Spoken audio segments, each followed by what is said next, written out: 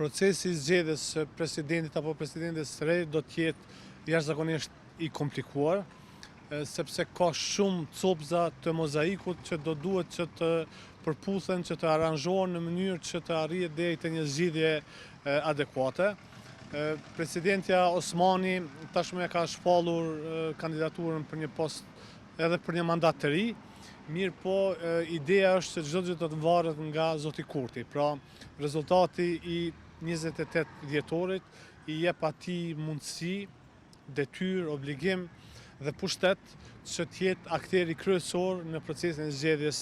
së presidentit apo presidentes së re, por gjithsesi as ai vetëm nuk do të mund ta bëjë këtë, pra do t'i duhet një kompromis, një bashkëpunim me parti tjera në mënyrë që të arrijë 80%. Por gjithsesi deri në muajin mars do të ketë shumë elemente të reja të cilat mbase edhe do të na orientojnë drejt gjetjes së një zgjidhje e cila në çdo kontekst do të jetë shumë e vështirë nëse në fundit zoti Kurti nuk dëshiron që të shkojmë në një proces të ri zgjedhor. Presidentja Osmani është në pozicion krejt tjetër në raport me atë para 5 viteve, sepse tashmë nuk e ka bazën prej 300.000 votash siç e kishte atëherë kur u zgjodh, edhe partia Guxo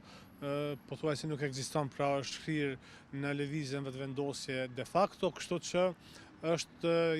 tejet e varur nga vullneti, nga dëshira, nga planet e zotit Kurti. Pra nuk ka një autonomi të vendimarrjes, nuk mund t'i imponohet siç e kishte rastin herën e kaluar, por tani është në një pozicion më të vështirë, është më e cenueshme politikisht dhe do të duhet pra një marrëveshje me zotin Kurti që nëse dëshiron që të jetë sërish kandidaturë e tij, mirë po gjithsesi edhe nëse ndodh kjo, prap do të duhen votat ose të LDK-s ose të PDK-s dhe të pakicave gjithsesi, sepse situata ka ndryshuar krejtësisht në raport me para 5 viteve dhe do duhet një qasje e re. Tash është evidente që zonja presidente po bën edhe një lloj fushate, një lloj PR-i, por mendoj që nuk është i efektshëm në raport me zotin Kurti, më shumë ka të bëjë me opinionin publik, me një lloj tentimi që të krijohet një lloj imazhi pozitiv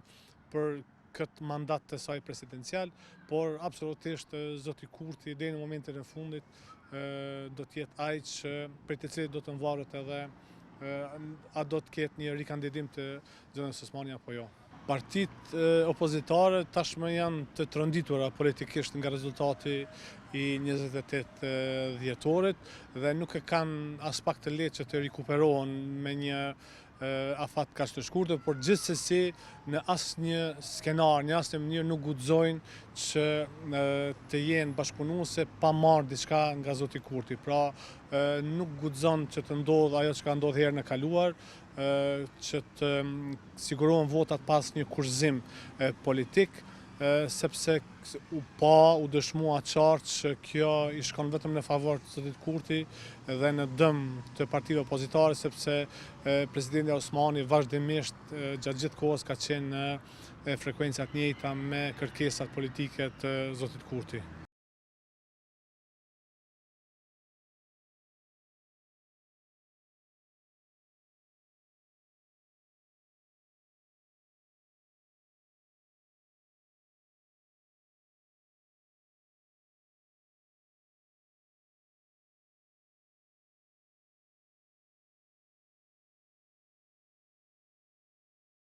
Aktualisht kemi vish një kandidatë të vetë ofruar për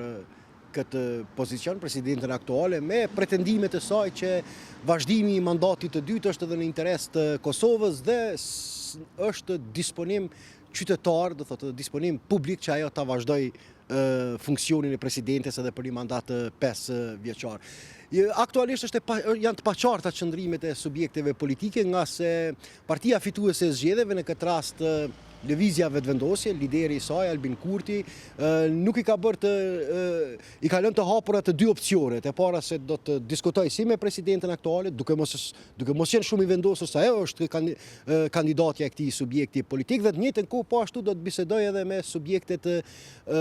opozitare në kërkim të një figure konsensuale. Po, siç e përmendëm edhe deklarimin e kryetarit të lidhjes demokratike të Kosovës, që kushdo që dëshiron president konseksual është i detyruar që të bëjë marrëveshje politike me lidhjen demokratike të Kosovës dhe duke transmetuar mesazhin se mbase kjo figuri takon një kandidati nga ky subjekt